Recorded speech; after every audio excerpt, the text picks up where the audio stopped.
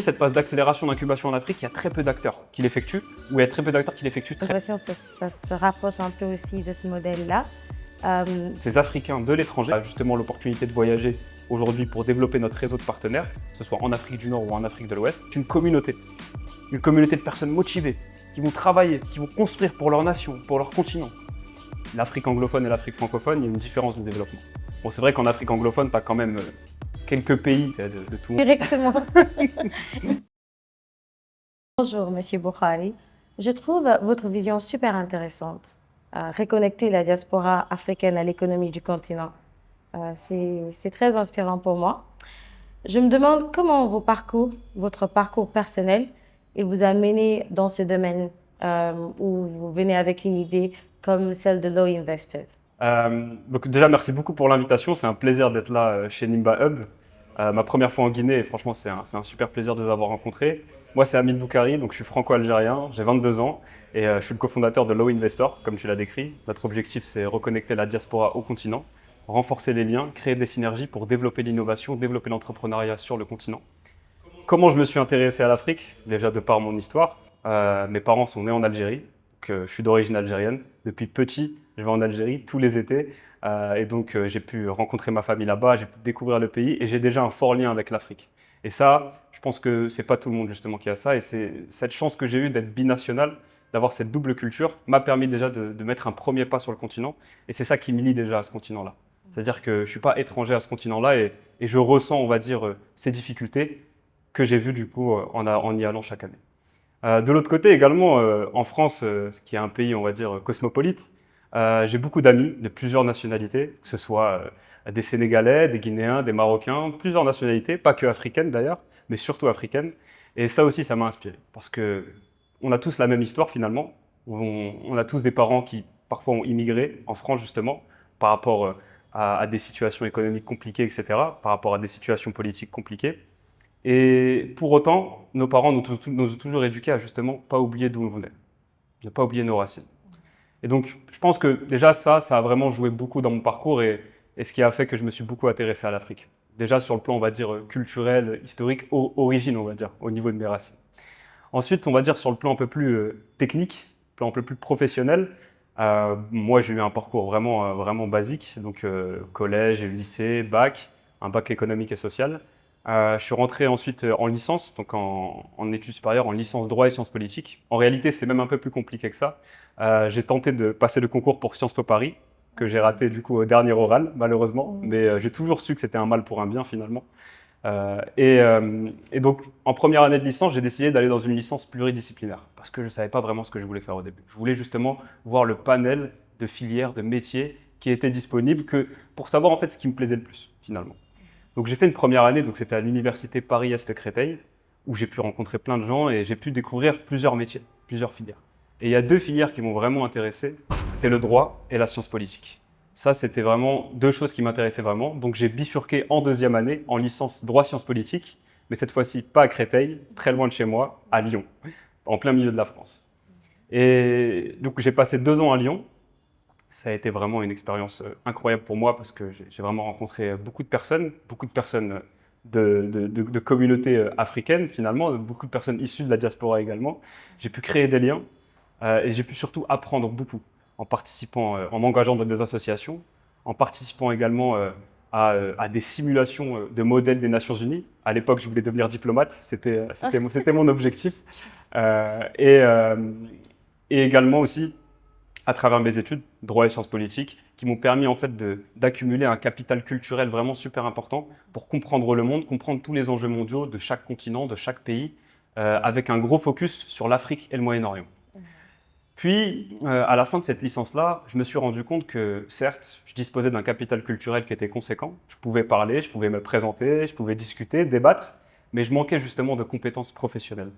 C'est pour ça que je cherchais à faire de l'apprentissage. Je cherchais à me diriger vers un domaine, on va dire, où je pouvais justement voir du concret, vraiment avoir un impact finalement.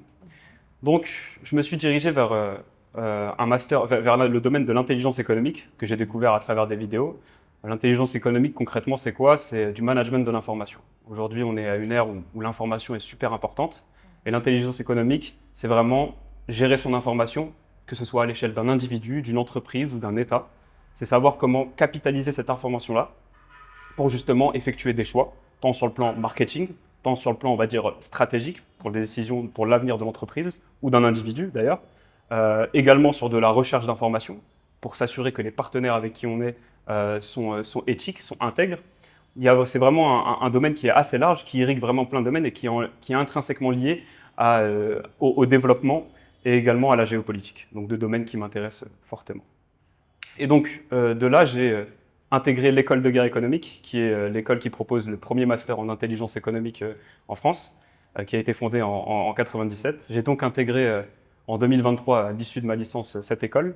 Cette école propose en fait un parcours en apprentissage. On appelle ça alternance en France, qui permet en fait de cumuler, on va dire, une formation à l'école et une formation professionnelle. Ce qui veut dire que dans une semaine, j'étais 2 jours à l'école et 3 jours en entreprise. J'ai donc pu avoir la chance d'intégrer le groupe Safran, qui est un groupe spécialisé dans l'aéronautique et les hautes technologies. Et j'ai intégré ce groupe-là en qualité de compliance officer, spécialisé en conformité anticorruption. J'étais précisément dans la branche Safran Electrical and Power, donc la branche qui est chargée de travailler sur l'avion électrique, l'électrification de l'avion, pas que le moteur, mais également tout ce qui est autour. Et donc, ça m'a permis de me spécialiser en conformité anticorruption. J'ai été donc chargé de déployer le programme anticorruption au sein de cette entreprise pendant 2 ans. Et pendant ces 2 années, je me suis rendu compte que j'avais beaucoup appris. J'ai eu la chance de beaucoup voyager, de dispenser des formations anticorruption dans plusieurs filiales à l'étranger, que ce soit au Maroc ou dans plusieurs sites en France et également en Allemagne. Et vraiment, cette richesse-là m'a permis de voyager, de découvrir plein de choses et également de découvrir l'enjeu justement de l'intégrité, de l'éthique, de la compliance finalement, de la conformité. Et j'ai vu à quel point parfois on pouvait refuser des clients, refuser des fournisseurs, refuser de travailler avec des partenaires juste parce qu'ils étaient dans des pays qui étaient considérés comme à forte indice, avec un indice de perception de la corruption qui était bas, qui n'était pas justement transparent en matière de anti-blanchiment, etc. Et parfois, souvent, c'était des pays qui étaient situés en Afrique, des pays qui étaient situés dans des continents justement, on va dire, sous-développés. Et ça m'a vraiment impacté parce que je me suis dit que c'était inégal en fait, c'était pas fair justement, c'était pas juste. Et du coup, je me suis déjà beaucoup intéressé à ça, ça m'a vraiment interpellé. Et pour revenir sur le Investor aujourd'hui, justement, comment j'ai fait le pont entre cette conformité anticorruption-là et Law Investor, c'est justement en discutant avec mon associé Hamza, qui lui aussi est franco-algérien. Vous vous êtes rencontrés comment? On se connaît depuis l'enfance, lui et moi. Wow. Depuis le collège, on s'est rencontrés au collège, moi, Hamza et moi. À vrai dire, au début, on se parlait pas beaucoup, mais on s'était en fait remarqué dans le sens où je pense qu'on avait la même vision dès le début. On avait même travaillé ensemble, on avait fait des petites choses parce que Hamza, à l'époque, était beaucoup dans le business. Il pourra peut-être vous l'expliquer après. Euh, et, euh, et franchement, c'est avec lui justement qu'on a fait ce pont-là en fait vers le Investor. Et ce qui est incroyable, c'est que pendant longtemps, en fait, on ne s'est pas vraiment parlé. On n'était pas vraiment super proches. On ne se voyait pas souvent, sachant que moi, j'étais à Lyon, etc. Et lui, il a dû déménager à un moment. Donc, on ne se voyait pas souvent, mais parfois, on s'appelait. Et quand on s'appelait, on passait des heures au téléphone. Et d'ailleurs, on faisait que de dire, mais il faut qu'on fasse des podcasts, il faut qu'on fasse des live Twitch, etc. pour discuter. Et on discutait, on refaisait le monde finalement. Puis un jour, donc 1 an après que j'ai signé chez Safran, un été, on est parti, on s'est fait un week-end. On s'est dit, oh, il faut qu'on se fasse une randonnée ensemble. Déjà pour recréer les liens, pour réapprendre à se connaître, parce que ça faisait longtemps qu'on s'était pas vus, etc. Et puis, on a pris la voiture et on est parti dans les Alpes-Maritimes, donc c'est dans le sud de la France. Et sur la route, on parlait, on discutait de tout, on refaisait le monde et on parlait d'Afrique. Lui me parlait de ses ambitions justement de créer une école en Afrique, etc. Et on parlait de tout ça justement. Et Hamza et moi, on a en fait le même lien parce qu'on est tous les deux franco-algériens. Et donc on se comprend directement. Quand on va en Algérie, on a vu les mêmes choses, on parle des mêmes choses, on parle des mêmes problèmes, on parle des mêmes qualités également du pays. Et, et c'est en partant de ça justement qu'on a commencé à vraiment s'intéresser à l'Afrique. Après cette randonnée-là, on a vraiment appris, on s'est beaucoup repoussé. On est allé en Algérie ensemble. Enfin, moi je suis allé tout seul et ensuite lui est venu, m'a rejoint. Et on a assisté à des événements. On a analysé, on a parlé avec des étudiants, on a parlé avec des jeunes, des moins jeunes également, des acteurs publics. Et on s'est rendu compte d'une chose, c'est qu'il y avait beaucoup de jeunes, beaucoup de génies, beaucoup de talents, mais qui étaient mis de côté, qu'on n'écoutait pas en fait. et surtout qui se heurtaient à des obstacles qu'on voyait moins en Europe.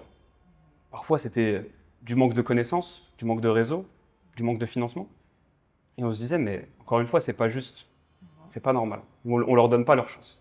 Alors que c'est des pépites en réalité. On a rencontré des personnes qui parlaient 6 langues, 6, Oui, 7 langues. oui, oui. Et ça, c'est puissant. Et en Afrique, c'est commun. Mhm. La norme, c'est minimum 3 langues, c'est être trilingue. En Europe, c'est très compliqué. Je parle pour la France, c'est très compliqué de trouver des personnes déjà qui parlent très bien anglais. Donc il y a vraiment un gap entre les deux. Il y a vraiment quelque chose qui se passe dans ce continent-là. Et donc on s'est rendu compte de ça. Et on s'est plus focalisé donc sur les jeunes sur les jeunes entrepreneurs qui entreprennent, qui lancent des boîtes. Et on s'est focalisé donc sur leurs problématiques, comme je le disais. Et c'était surtout le manque de financement. On s'est donc interrogé, on a parlé avec eux. Et on se rendait compte que les tickets qu'ils demandaient, souvent, pour la plupart, pour ceux qui étaient sérieux, c'était pas des gros tickets. C'était des tickets entre 10, 20, 30, 40 000 euros. Quelque chose pour se lancer, quoi. Mais c'était des produits qui avaient déjà de l'attraction et qui nécessitaient juste un coup de boost, un petit peu de carburant pour vraiment faire leurs preuves et aller se promouvoir sur la scène internationale. Et de là est né Low Investor.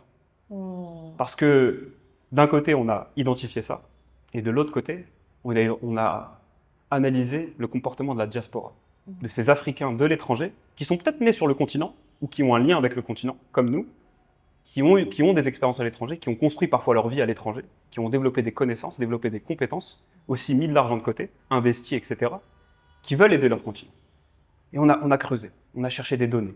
Intelligence économique, c'est mon métier. Mhm. Et, et on a trouvé des données, et il y a une donnée qui nous a frappé, c'est 90 milliards de dollars qui sont envoyés chaque année par la diaspora africaine sur le continent. Mhm. 90 milliards de dollars, une manne financière énorme. Mhm. Sur ces 90 milliards de dollars, 50% vont dans de la consommation. Ce qui veut dire que sur ces 90 milliards de dollars-là, 50% sont alloués au continent, mais pour survivre. Mhm. Donc dans une perspective court-termiste. Mhm. Mhm. Et là, on s'est dit, OK, on a encore creusé. Une vingtaine de pourcents dans l'immobilier. Mais l'immobilier, à part agrandir son patrimoine personnel, ça ne fait rien d'autre. Mhm. À part augmenter les prix, à part créer de la spéculation immobilière et ternir la vie des populations qui qui accèdent difficilement au logement, ça ne fait rien d'autre. On s'est également intéressé une vingtaine de pourcents dans l'éducation, ce qui est très bien. Quand justement il y a les infrastructures, il y a l'éducation, les professeurs, etc. qui sont là. Et souvent, l'éducation en Afrique est très avancée par rapport à l'Europe. Souvent, les Africains, quand ils viennent en Europe, c'est souvent les meilleurs. Et 6 à 7% dans l'investissement productif. Donc uniquement 6 à 7% qui sont investis dans des entreprises pour créer de l'emploi, créer de la richesse, créer de la valeur. Ah oui. Et nous, ça nous a frappé. On s'est dit qu'il fallait changer ça. Et donc, on a encore creusé. On a analysé les différents écosystèmes. On a voyagé. On est parti en Tunisie, en Égypte. Et là, on a vu qu'il y avait des success stories. Instadip, Yassir, Jamo en Côte d'Ivoire. On s'est rendu compte que toutes ces success stories, souvent, la plupart du temps, il y avait un détail qui revenait.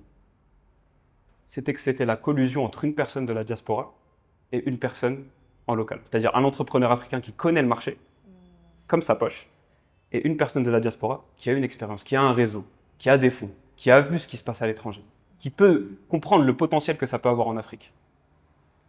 Et le fait de fusionner les deux, ça crée des grandes choses, ça crée des success stories, ça crée des champions africains.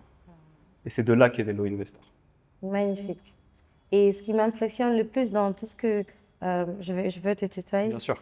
En fait, ce qui m'impressionne le plus dans tout ce que tu as dit par rapport au parcours, c'est de voir le time-lapse dans lequel tout s'est passé.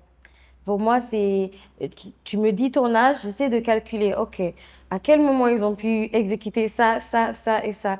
Et c'est à quel point, c'est là que ça ramène encore l'aspect que l'âge, en vrai, ça dit absolument rien sur ce que la personne, elle peut être en mesure de donner et les réponses auxquelles les solutions avec lesquelles elle peut venir. Donc, c'est très impressionnant. Je me demande, en mode, j'essaie juste de comprendre dans tout ce time-lapse-là. Parce que 22 ans, à quel moment tu as eu le bac? À 18 ans. 17 ans parce que je suis né en fin d'année. Mais Waouh, c'est très impressionnant. Et franchement, j'admire. merci beaucoup. OK, si vous deviez résumer Low Investor en une phrase, pour quelqu'un qui ne connaît pas encore la plateforme, comment ça fonctionne? En une phrase, ça va être compliqué. Qu'est-ce que vous... Mais donc, Low Investor, Ou concrètement, globalement. Low Investor, concrètement, pour être vraiment simple, pour être vraiment concret, Low Investor, en fait, c'est une plateforme qui contient un catalogue de startups avec des startups qui sont vérifiées. C'est-à-dire que les startups qui apparaissent sur notre catalogue sont des startups qui vont intégrer notre catalogue gratuitement, mais qui vont remplir un formulaire, qui vont déposer des documents qu'on va vérifier. Donc ça va être tout ce qui est registre de commerce, etc., les documents légaux, mais également des documents financiers. On peut parler du business plan, il y a aussi le pitch deck pour la présentation d'entreprise, pour vraiment vérifier déjà sur le plan, on va dire, conformité, que l'entreprise existe, qu'elle paye ses impôts, qu'elle est régulière au niveau fiscal, mais également qu'elle est prête à lever des fonds, qu'elle a son pitch deck, qu'elle a son business plan. Car aujourd'hui en Afrique, il y a beaucoup de startups aujourd'hui qui veulent lever des fonds mais qui n'ont pas ces deux documents-là. Donc nous, d'une part, le Investor, c'est un catalogue de startups. Un catalogue de startups qui sont vérifiés et qui sont validés par le Investor, accessible 100% gratuitement pour les startups. Et ces startups, est-ce qu'il y a c'est quoi leur modèle spécifique? Est-ce qu'ils sont early stage, pre-seed ou seed? Alors, nous, on est spécialisé sur du early stage. C'est-à-dire qu'aujourd'hui, les startups qui rentrent sur notre plateforme, c'est des startups qui sont créées il y a quelques mois, qui ont un MVP, qui ont déjà un proof of concept, qui ont déjà un produit viable, qui ont déjà de la traction, qui ont déjà des clients et qui souhaitent vraiment du carburant, qui souhaitent lever des fonds, ou peut-être pas que lever des fonds, juste faire entrer quelqu'un dans leur capital qui a du savoir-faire, qui connaît le domaine, qui a un réseau à l'étranger, qui a un portefeuille de contacts, qui peut leur permettre de justement se développer, avancer plus vite, aller plus loin. Et donc, vraiment, on est concentré sur des startups en early stage. Parfois, c'est pour ça qu'on s'appelle Low Investor d'ailleurs, c'est qu'on est concentré sur des low tickets, pour des low investors. Des low investors qui, eux, auront un grand impact. L'objectif, c'est ça. Voilà globalement, d'une part, ce que c'est. C'est vraiment un catalogue de startups vérifié. De l'autre côté, on a des investisseurs qui, eux également, sont vérifiés. Parce que parfois, on a des investisseurs qui sont mal intentionnés, qui ne veulent pas que, on va dire, investir dans les startups, mais qui, en réalité, veulent juste prendre les données des startups. Donc, on a des investisseurs qui, eux, sont vérifiés, qui vont accéder à la plateforme à travers un abonnement, qui vont payer chaque mois. Moins cher qu'un abonnement Netflix, pour le moment. Et donc, ces investisseurs-là vont rentrer sur la plateforme et vont pouvoir visualiser le catalogue de startups. Ils vont pouvoir visualiser les fiches startups, parfois même leur pitch vidéo, et également discuter directement avec elles, c'est-à-dire négocier des deals, etc. Et donc, une fois que ces startups-là, l'investisseur et la startup rentrent en contact, ils vont du coup discuter, ils vont vouloir en savoir plus. L'investisseur pourra même demander l'accès à des documents confidentiels de la startup, sous réserve de signer un NDA à travers la plateforme et sous réserve que la startup accepte. Et une fois qu'ils se mettent d'accord, nous, on va les mettre en relation avec des partenaires locaux à travers notre catalogue partenaire sur la plateforme. Parce qu'aujourd'hui, donc, comme je le dis, je récapitule, il y a des startups vérifiées, des investisseurs qui sont vérifiés. Une fois qu'ils se parlent, une fois qu'ils sont d'accord pour collaborer ensemble, qu'ils se mettent d'accord sur les termes, on va les mettre en relation avec des partenaires locaux, comme par exemple des avocats, des experts comptables, des commissaires aux comptes, des notaires, pour d'une part sécuriser l'investissement, c'est-à-dire réaliser toute la partie due diligence, etc., et également finaliser l'investissement, c'est-à-dire faire toutes les formalités administratives nécessaires en conformité avec la loi locale. En résumé, le Investor, c'est un écosystème qui réunit des startups vérifiées, des investisseurs vérifiés et des partenaires neutres et sélectionnés par le Investor. D'accord. Voilà globalement. Merci. Et toi, tu gères quoi de manière spécifique dans Low Investor? Alors moi, chez Low Investor, ce que je gère spécifiquement, c'est le développement déjà de partenariats. Aujourd'hui, on doit développer un réseau de partenaires qui est super important parce qu'aujourd'hui, c'est avec eux qu'on va réaliser nos deals. Sans partenaires, on ne peut pas réaliser nos deals. D'autre part, moi, étant donné que j'ai un profil compliance, spécialisé principalement sur la due diligence, notamment réputationnelle, c'est-à-dire que je me permets de faire, j'ai des compétences en matière de recherche d'informations sources ouvertes sur Internet et parfois même sur le terrain à travers notre réseau, qui va me permettre justement de double-checker parfois les documents qui sont envoyés par nos startups pour vérifier justement qu'elles sont intègres, qu'elles ne nous donnent pas des documents qui sont faux et pour justement les valider et assurer la confiance de notre catalogue auprès de nos investisseurs. Voilà aujourd'hui mon rôle globalement dans le Investor, même si, comme vous le savez tous, mentalité startup, on fait un peu de tout. Oui, parce qu'en fait, ça m'intéresse de un peu bien comprendre. J'ai l'impression qu'il n'y a pas forcément un aspect technique pour pour le développement d'applications et tout. Là, je pose cette question en particulier pour des entrepreneurs qui peuvent être intéressés à venir vers la tech, mais qui n'ont pas un parcours technique. Parce que souvent, il y a cette erreur de penser que ah, j'ai envie de me lancer dans une start-up, j'ai envie de faire ça, mais vas-y, je n'ai pas un background tech. Comment je vais faire? Par exemple, si quelqu'un se retrouve dans ce genre de situation, qu'est-ce qui pourrait l'aider pour mettre en place une plateforme comme celle que vous avez mis en place? Aujourd'hui, moi, ma grande force, ma grande chance, c'est d'être associé avec Hamza, qui est lui un founder tech. Ce que je conseillerais à tous les founders qui ne sont pas tech, c'est déjà que oui, vous pouvez travailler dans la tech. Vous pouvez créer une startup, mais trouvez-vous un associé qui est tech. C'est toujours les plus beaux mariages, hein. Exactement. C'est en mode quelqu'un qui est tech avec quelqu'un qui a un background ou qui est marketing ou un background, en tout cas, d'un profil très humain. C'est-à-dire, là, tu as parlé au début du fait que tu fais droit et tout. Donc, ça, c'est des backgrounds où tu es très à l'aise avec l'humain et la création de contacts. Donc, Exactement. Notre grande force aujourd'hui chez Low Investor, c'est notre complémentarité. Avec Hamza, on a la même vision, mais on n'a pas les mêmes façons de penser. Et c'est ça qui est fort. C'est pour ça qu'on peut aller très loin ensemble. Et aujourd'hui, moi, sans Hamza, je ne peux pas travailler. Et sans moi, il aura aussi des difficultés à travailler. Donc ensemble, on a vraiment une complémentarité qui fait tout et qui inspire de grandes choses, en tout cas pour Low Investor. magnifique. Et demain, si par exemple une start-up guinéenne, elle est intéressée par Low Invest, quelles sont les étapes à prendre pour elle? Aujourd'hui, si une startup guinéenne est intéressée par Low Investor, déjà, ce qu'elle peut faire, déjà, c'est nous contacter directement. Aujourd'hui, on est présent donc, sur plusieurs réseaux sociaux, particulièrement sur LinkedIn. Donc, ils peuvent déjà passer par ce canal-là parce qu'on est très accessible. Ils peuvent également directement, à travers un lien Calendly, prendre un rendez-vous avec nous pour discuter avec nous, demander déjà ce qu'on fait, etc., avoir plus d'informations s'ils veulent en savoir plus. Et concrètement, si la startup est déjà prête, qu'elle sait déjà comment on fonctionne, etc., elle peut directement aller sur notre site web, s'inscrire. Le fondateur doit créer son compte Founder pour justement s'enregistrer sur la plateforme et ensuite remplir le formulaire en déposant tous les documents qu'on demande et toutes les informations et ainsi soumettre son document. Et il aura sa validation sous une semaine environ. Si bien sûr il a tous les documents. Après, nous, ce qu'on a l'habitude de faire, c'est qu'on ne rejette pas directement les startups sans faire de feedback. Nous, on essaie vraiment de construire avec eux. Et c'est justement pour ça aussi qu'on a des partenaires.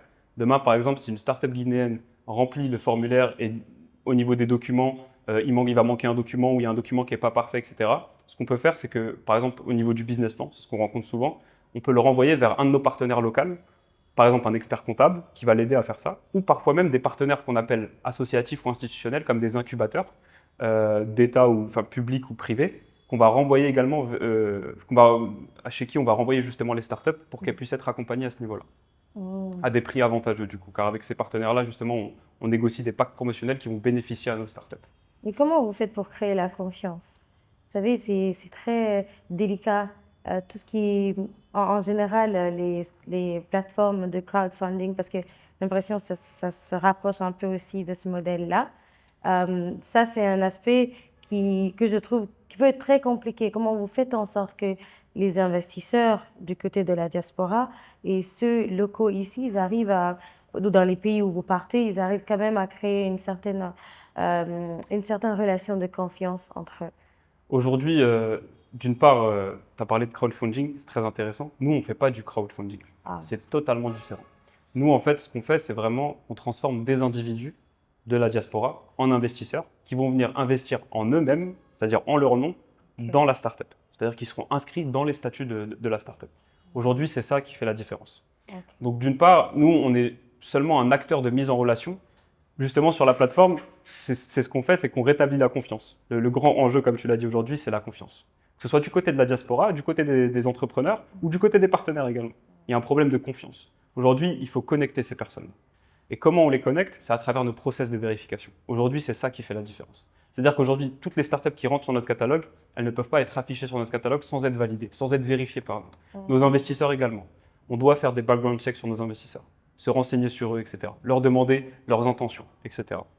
Pareil pour nos partenaires. Encore plus, j'ai envie de dire, parce que eux, c'est stratégique. C'est-à-dire que eux, ils sont là pour finaliser les deals. C'est vraiment le plus critique, le plus important. C'est pour ça qu'aujourd'hui, on fait vraiment attention à nos partenaires. Je parle surtout de nos partenaires administratifs, c'est-à-dire les avocats, etc., qui vont vraiment intervenir pour finaliser les deals.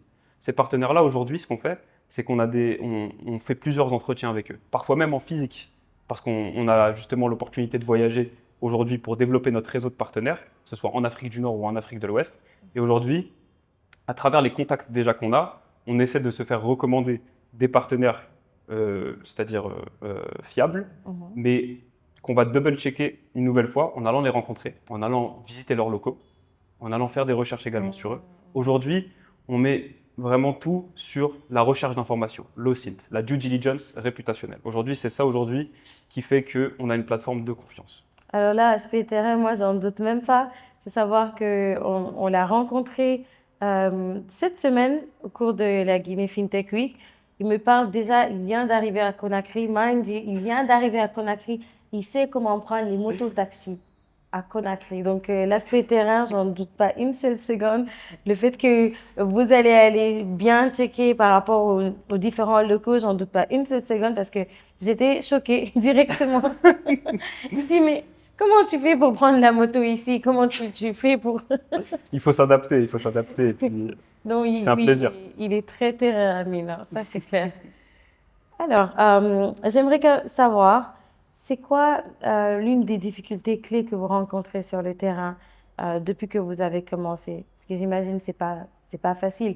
Déjà, même avant ça, il y a un autre aspect qui est une question que j'avais oubliée dès le début, c'est le fait que juste après l'école, penser à se lancer dans l'entrepreneuriat. C'est, en fait, qu'est-ce qui vous a motivé? Il y a beaucoup, surtout si tu as fait une école en général, tu es plus attiré par l'aspect d'aller dans une grande entreprise, travailler là, surtout que toi, l'opportunité, elle est ouverte à toi par rapport à cela.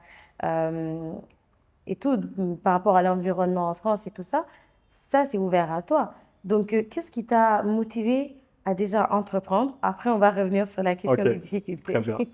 Par rapport à l'entrepreneuriat, moi, ça fait longtemps que je veux entreprendre en réalité. Déjà, de par mes discussions avec Hamza, parce qu'Hamza, lui, de base, c'est un entrepreneur. Moi, à la base, j'ai pas cette fibre entrepreneuriale. Mhm. Pour autant, je suis quelqu'un qui est sociable, qui est ouvert, qui s'intéresse à plein de choses, qui écoute beaucoup d'interviews, qui écoute beaucoup d'interviews d'entrepreneurs ou de non-entrepreneurs d'ailleurs. Mhm.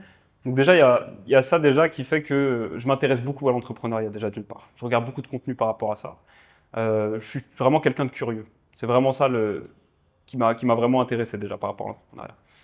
Ensuite, comment je suis passé, on va dire, d'une posture, on va dire, peut-être d'une carrière qui était presque déjà tracée, Oui, à me bifurquer vers l'entrepreneuriat en Afrique.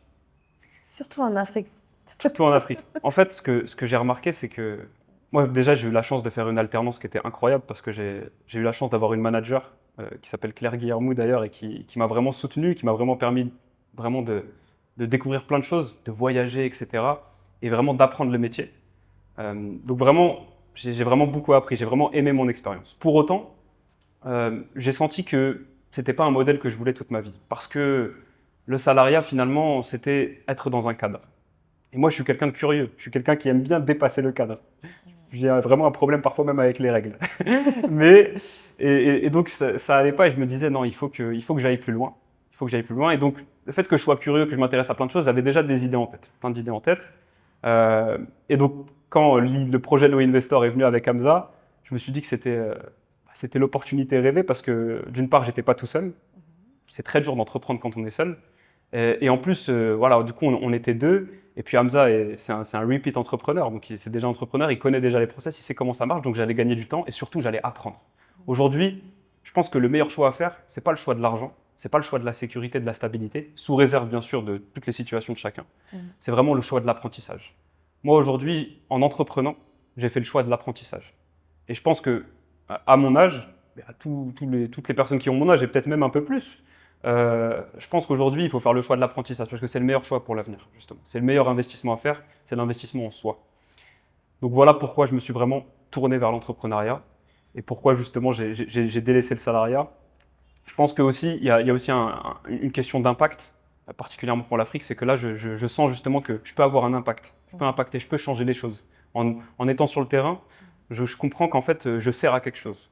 Avec Low Investor, on permet déjà actuellement à des startups de se promouvoir, de se mettre en lumière, surtout en Afrique francophone, qui est vraiment sous-estimée comparé à l'Afrique anglophone. On pourra en parler après. Et, et vraiment, voilà pourquoi j'ai entrepris. C'est vraiment une histoire de, déjà, le fait que je sois curieux, Et le, selon, le fait que ce soit une opportunité également, et aussi le fait que j'ai un impact. Surtout ça. Magnifique. Et selon toi, pourquoi l'Afrique francophone, elle est sous-estimée? Selon moi, c'est quelque chose qui revêt un peu du politique. Aujourd'hui, quand tu regardes, quand tu compares l'Afrique anglophone et l'Afrique francophone, il y a une différence de développement. Bon, c'est vrai qu'en Afrique anglophone, tu as quand même quelques pays qui tirent un peu le chapeau par rapport à d'autres, mais globalement, quand on regarde, il y a une différence de développement entre l'Afrique anglophone et l'Afrique francophone. L'Afrique anglophone est beaucoup plus développée que l'Afrique francophone. Maintenant, pourquoi notre analyse à nous, chez nos investors, c'est justement lié à la diaspora. Aujourd'hui, quand tu regardes, les personnes issues de la diaspora d'Afrique anglophone, on peut par exemple prendre l'Égypte ou le Nigeria.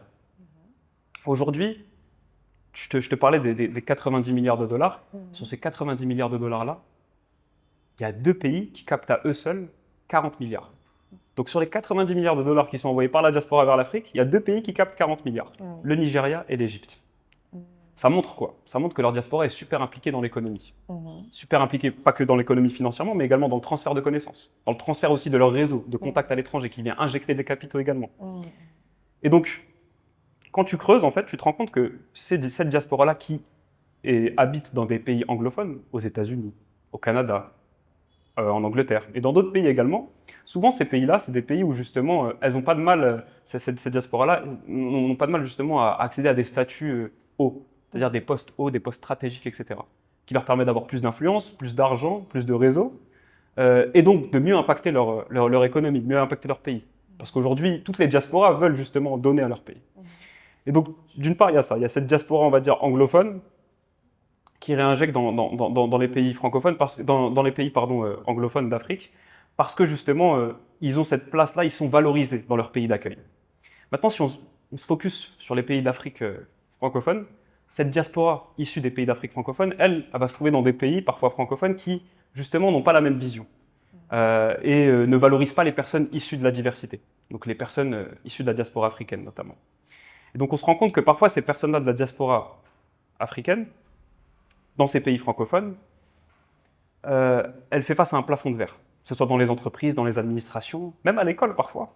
On entend souvent des gens qui sont brillants en classe de 3e, qu'on veut envoyer en bac professionnel au lieu d'un bac général par exemple, juste parce qu'ils ont une couleur de peau, etc. Alors que c'est les meilleurs de la classe.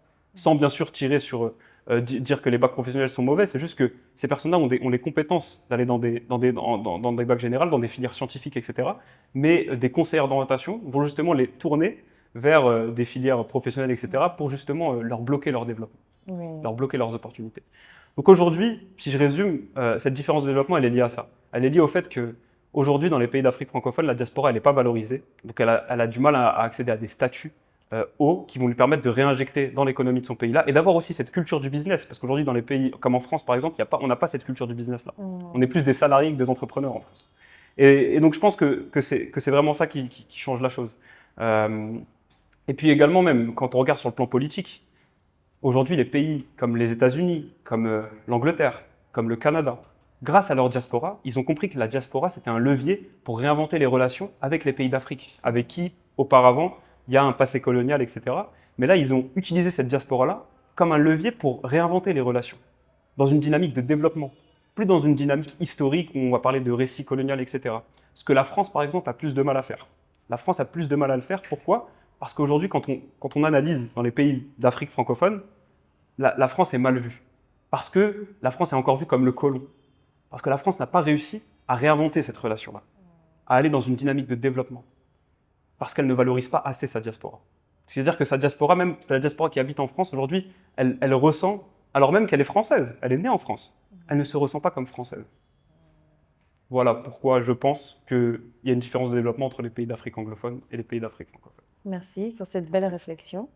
Et les difficultés, du coup, que vous avez rencontrées depuis le début de Low Investors? Par rapport aux difficultés qu'on rencontre depuis le début de l'Investors, il y en a beaucoup. Il y en a beaucoup parce que c'est pas facile. Low Investors, c'est pas seulement créer une plateforme derrière son ordinateur. Parce que quand on parle d'Afrique, il faut aller sur le terrain. Les gens ont besoin de nous voir, les gens ont besoin d'avoir confiance. En Afrique, la confiance, ça se crée face to face, en fait. Et nous, on aime ça, parce que c'est plus humain, justement. On fait des rencontres incroyables, comme ici justement cette semaine, c'est une rencontre incroyable que j'ai faite à Conakry, chez Nimba Hub.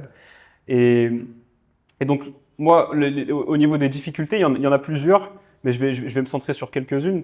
Déjà, d'une part, il y a le fait qu'on a du mal à accéder aux startups. Parce qu'aujourd'hui, elles ne sont pas mises en lumière. Comme je le disais, surtout en Afrique francophone. Parce qu'aujourd'hui, il n'y a pas assez d'acteurs, on trouve, ou en tout cas, s'il y en a, ils ne se mettent pas assez en avant, qui justement vont valoriser les startups qu'ils ont à l'international, comme des incubateurs, etc. Il y en a des incubateurs, il y a des structures d'accompagnement, mais on ne les voit pas, ils sont invisibles. Donc déjà, il y a cette difficulté-là d'accéder aux startups. Ensuite, il y a la deuxième difficulté, celle de justement, on va dire, accéder aux startups qui sont déjà structurées. Il y a un problème dans la structuration. Aujourd'hui, avec Low Investor, nous, on est la brique de financement. Mais il y a une brique encore plus importante, c'est la brique de structuration. La brique où justement, on va améliorer le modèle. On va vraiment brainstormer sur ce qu'on veut faire avec ce produit. On va travailler sur le business plan, etc. Donc c'est la phase, on va dire, d'incubation. Avant, c'est d'accélération, on peut parler aussi des fois. Donc aujourd'hui, cette phase d'accélération, d'incubation en Afrique, il y a très peu d'acteurs qui l'effectuent, ou il y a très peu d'acteurs qui l'effectuent très bien en fait. Donc aujourd'hui, c'est une difficulté pour nous parce que pour accéder au catalogue, les startups ont besoin d'être structurées. Elles ont besoin d'avoir un business plan, un pitch deck qui est déjà bien. Et nous, on ne peut pas les valider si elles n'ont pas ça. Donc la difficulté aujourd'hui, c'est ça, c'est d'accéder à des startups. C'est pas vraiment d'accéder à des investisseurs, parce que la manne financière est là, la diaspora est là. Elle a envie d'impacter dans le pays, elle a envie de créer de l'emploi. Mais la difficulté, c'est de trouver justement les opportunités. Et ces opportunités-là, on ne peut pas les trouver seuls. On doit s'armer de partenaires bien sûr fiables, mais de partenaires aussi compétents, qui doivent justement bien former, bien structurer, comme vous le faites aujourd'hui chez Nimba Hub, par exemple. Ah, donc en parlant de Nimba Hub, nous, par exemple, on forme des jeunes et très souvent, c'est des jeunes qui viennent avec une âme d'entrepreneur. Donc très souvent, c'est des personnes qui vont entreprendre juste après. Maintenant, ils ont une prochaine étape. C'est soit se faire aller vers un accélérateur ou se faire incuber. Est-ce que vous pouvez nous parler plus en détail de la différence entre ces deux structures? En fait, la différence entre les deux, elle se fie en fait au stade d'avancement de la startup. Demain, une startup qui veut être incubée, c'est une startup, on va dire, qui a une idée, qui a peut-être déjà un POC, mais qui doit vraiment développer son business model, développer son business plan, etc. Donc, elle a vraiment un besoin de structuration, on va dire, à ce niveau-là. Au niveau de l'accélération, c'est un peu plus différent. Parce que l'accélération, c'est vraiment le moment où la startup, justement, elle a déjà quand même des clients, elle est déjà structurée, elle sait déjà où elle veut aller, mais elle a besoin plus de réseau, elle a besoin de financement, elle a besoin de contacts. Et là, c'est la phase d'accélération. C'est-à-dire la phase où justement, la startup va devoir se mettre en avant. C'est pour ça qu'on appelle celle-là la phase d'accélération, la phase où elle doit aller vite. Voilà globalement la différence entre ces deux Et phases. normalement, c'est à partir de ce moment-là que cette startup, elle peut essayer de rentrer en contact avec des structures comme la vôtre. Exactement, Super. exactement, c'est en phase d'accélération. D'accord. Et en parlant de mise en avant, ça m'intéresse beaucoup. Comment vous faites pour vous donner le courage de vous mettre en avant en étant jeune, d'accord? Et ce que je suis en train de comprendre, qui est un constat que je fais de plus en plus avec les jeunes entrepreneurs, c'est qu'ils ont vraiment le background. Donc, mine de rien, c'est des gens, quand on regarde juste l'âge, on se dit oui, la personne est très jeune, mais il y a un vrai background derrière où il y a de l'apprentissage qui se fait avec le temps, certes, il y a des choses toujours à apprendre énormément, mais c'est comme si la personne, elle a ingurgité de la connaissance, mais en masse, en un temps très, très short. Et du coup, ça fait qu'elle peut venir, elle peut stand out et venir même parler sur des aspects qui peuvent être pertinents. Par exemple, là, on partage ce qu'on est en train d'échanger là. Moi, je trouve plein d'aspects, ce que tu dis, c'est relevant et c'est super pertinent. Donc, comment tu arrives à te donner le courage de te mettre en avant, hein, mais aussi d'éviter le syndrome de l'imposteur? Ok, je Ça, c'est comprends. quelque chose qu'on peut vivre tous les jours en étant un entrepreneur jeune. Je comprends. Mm. Bah, c'est super intéressant ce que tu dis. Bah, je vais te raconter une anecdote justement. Quand je suis sorti du lycée, il faut savoir que moi j'étais dans un lycée, lycée Jules Lurie, donc ce qu'on appelle un lycée de banlieue, mais qui était très bien, avec des enseignements super bien, etc. Et donc quand je suis sorti du lycée, je suis rentré en première année d'université et j'avais des cours en anglais. Il faut savoir qu'à l'époque, l'anglais, pour moi, en sortie du lycée, je ne maîtrisais pas vraiment. Et donc je m'étais dit, bah, c'est pas grave. Moi, j'avais l'habitude qu'autour de moi, les gens parlaient pas super bien anglais. Donc, je me suis dit, c'est pas grave, personne ne parle vraiment bien anglais, donc on va s'adapter, quoi, comme tout le monde. Et puis je suis arrivé en cours et là, le prof, c'était un Américain, il parlait en anglais, je comprenais rien. C'était un cours de finance. Et tout le monde participait. Tout le monde participait comme si tout le monde comprenait. Tout le monde prenait des notes et moi, je comprenais rien. Il y a eu un deuxième cours où pareil, je comprenais rien, tout le monde participait, moi je participais pas. J'étais l'un des seuls qui participait pas. À la fin du cours, le prof, j'ai discuté avec lui et il m'a dit, toi, si tu continues comme ça, tu vas rater ton année. Et moi, en fait, quand on me met face à un défi comme ça, peut-être que c'est mes origines algériennes qui ressortent potentiellement, en fait, je me dis, bah ok, on va voir, tu vois. Et donc, têtu que je suis, j'ai dit ok, on va voir, parce que j'ai confiance en moi. Parce que je me suis dit que, en fait, cette confiance-là, personne n'allait me la donner. Et il n'y a que moi qui dois avoir confiance en moi. Et donc, ce que j'ai fait, c'est que, du coup, je suis rentré, j'ai révisé. Puis, il y avait un contrôle la semaine d'après. Donc, j'ai fait le contrôle. À l'issue du contrôle, j'ai eu la note de 14 sur 20. Pendant que d'autres, qui parlaient bien anglais, qui participaient, etc., avaient des 7, des 8, des 9. Et c'est là que j'ai compris. J'ai dit, en fait, faut juste avoir confiance. Faut pas se fier juste à l'apparence des autres. Faut juste travailler de son côté. C'est le travail qui paye en réalité. Et cette confiance aussi-là, quand je suis rentré en droit, elle a baissé. Parce que je suis arrivé dans un environnement où les gens étaient très pointus, parlaient très bien, avaient beaucoup de références. Donc ma confiance a baissé, c'est-à-dire que je participais beaucoup moins en cours, etc. Puis un jour, j'ai eu un déclic et je me suis dit, mais c'est quand même grave. En fait, Amine, tu restreins ta liberté d'expression. Tu vois, Dieu t'a donné la liberté de parler, la liberté de t'exprimer, la liberté de te lever, d'échanger. Et toi, tu restreins ta liberté d'expression juste vis-à-vis du regard des autres. Et ce jour-là, mon cerveau, il a tourné et j'ai dit, mais en fait, je vais plus jamais me retenir. C'est-à-dire que si je veux parler, si je veux oser, même si je me ridiculise, parce qu'au final, le ridicule ne tue pas, eh ben, je vais quand même le faire. Aujourd'hui, c'est ça ma grande force, je pense, c'est que j'ai confiance en moi, j'ai surtout confiance en Dieu et j'ai surtout pas peur du regard des autres. C'est ça la réalité, je pense. Merci. Donc, à retenir, la confiance en soi, c'est la clé de tout. Qu'aimerais-vous aujourd'hui que les jeunes Africains qui écoutent ce podcast, qu'est-ce que tu aimerais qu'ils retiennent de ton parcours? Moi, ce que j'aimerais qu'ils retiennent, c'est déjà que, en fait, les jeunes, c'est nous l'avenir. Dans le sens où on est justement à un âge où on doit prouver. Et pour prouver, il faut forcément aller au-delà de ses compétences. Parfois, il faut même fausser. Il faut se mentir à soi-même parfois. Fake it till you make it. Tu connais en anglais l'expression. Et cette expression-là, elle est superbe parce qu'en fait, elle démontre que parfois même, tu peux dire oui à des choses. C'est-à-dire que demain, on va te demander de faire quelque chose, tu vas dire oui, je peux le faire. Peut-être que toi-même, tu sais que ça va être compliqué. Peut-être que tu vas dire, je vais passer mon week-end à le faire, je vais passer une semaine à le faire, je vais galérer. Mais au moins, tu vas apprendre. Et tu es capable de le faire finalement. Parce qu'avec du temps, avec du travail, on peut faire tout ce qu'on veut. C'est une question de temps et de travail et de volonté. Moi, vraiment, ce que je voudrais qu'ils retiennent, c'est d'abord, d'une part, qu'ils aient confiance en eux. Parce qu'aujourd'hui, c'est eux l'avenir du continent. C'est eux qui peuvent bâtir la souveraineté du continent. C'est eux qui peuvent vraiment construire le pays. Aujourd'hui, en Afrique, quand on regarde, 70% de la population, elle a moins de 30 ans environ. C'est à peu près ça les chiffres. Donc, en fait, il n'y a que nous. Aujourd'hui, il n'y a que eux, il n'y a que ces jeunes-là. Donc, c'est eux l'avenir. Il n'y a personne d'autre qui va faire ce travail-là à leur place. Donc, ayez confiance en vous. Ça, c'est la première chose. Et d'une part aussi, d'autre part, pardon, c'est mettez-vous en avant. N'ayez pas peur de vous mettre en avant. N'ayez pas peur de communiquer sur les réseaux. N'ayez pas peur de faire des vidéos. Parce que, en fait, en faisant ça, vous allez aussi potentiellement devenir des modèles pour les autres. Vous allez en inspirer plein d'autres. Vous allez pouvoir créer peut-être une communauté de personnes motivées, qui vont travailler, qui vont construire pour leur nation, pour leur continent. Et c'est comme ça qu'on va réussir à concurrencer le monde, qu'on va réussir à créer des champions africains, qui vont concurrencer des géants étrangers. L'Afrique a beaucoup de potentiel, mais il faut qu'on arrête de parler de potentiel. Il faut qu'on mette en place les choses, il faut qu'on parle de concret. L'Afrique, on la réduit toujours à son potentiel. À son potentiel peut-être sous terre, mais d'autre part également, on oublie son potentiel sur terre, son potentiel humain, au niveau de ses cerveaux. Parce que comme je le disais, il y a des génies ici. Aujourd'hui, il y a plein d'applications dans le monde qui sont utilisées par les plus grandes boîtes du monde, qui sont en réalité faites par des Africains. Mais on ne le sait pas. Pourquoi? Parce qu'ils ne se mettent pas en avant. Ou parce qu'on ne les met pas en avant. Aujourd'hui, on n'a pas besoin d'attendre que les autres nous mettent en avant. On doit se mettre en avant, parce que personne ne va le faire pour nous. Donc voilà. Merci. Et que diriez-vous comme appel à la diaspora qui vous écoute aujourd'hui? À la diaspora, Je fais partie de la diaspora. Oui, Je suis, donc, je suis comme vous.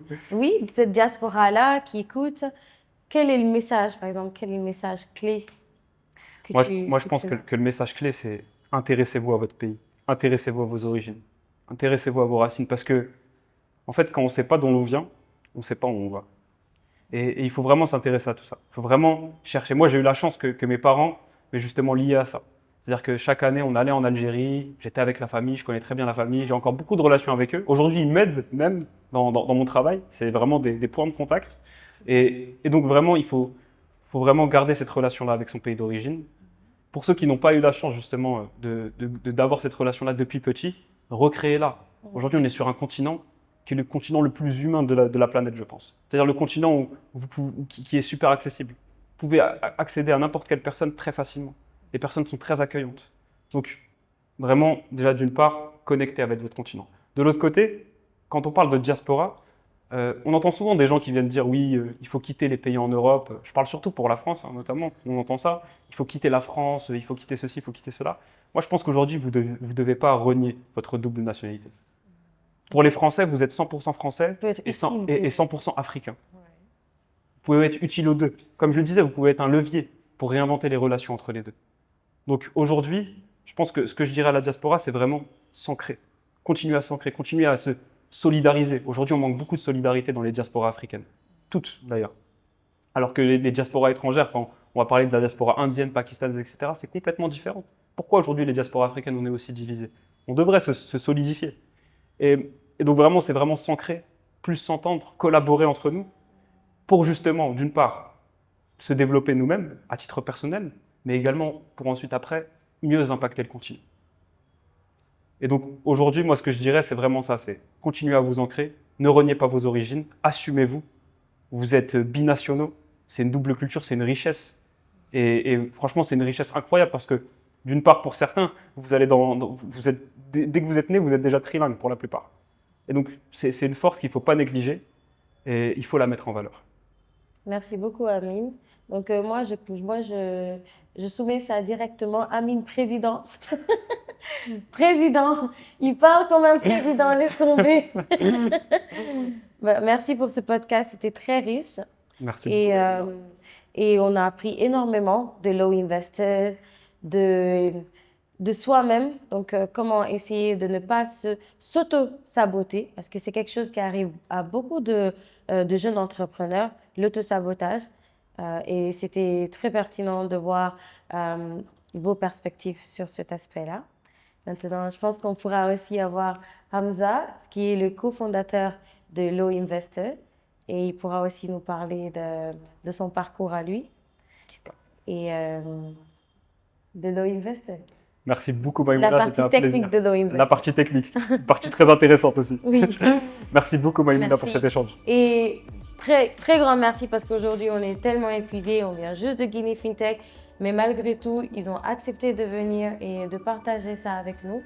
Et merci. Donc, Merci à toi, Maïmouna, pour pour la l'invitation. disponibilité, pour le partage. C'est un plaisir.